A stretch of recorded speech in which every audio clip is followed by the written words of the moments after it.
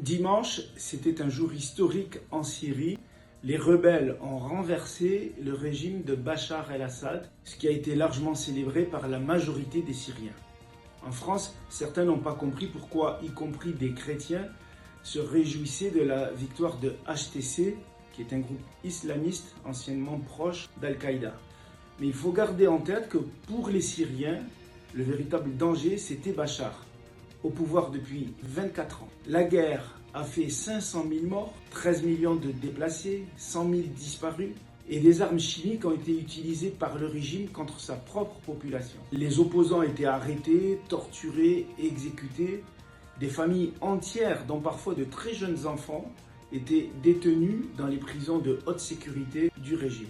La chute d'Assad est donc une excellente nouvelle. Pour autant, il faut rester prudent.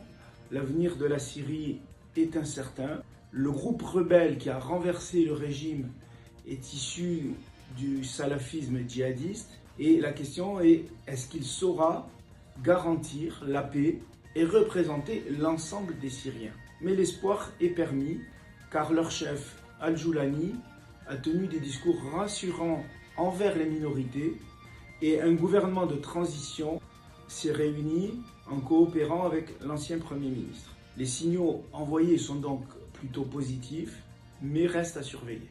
Face à cela, des pays européens se sont empressés de geler les demandes d'asile des Syriens.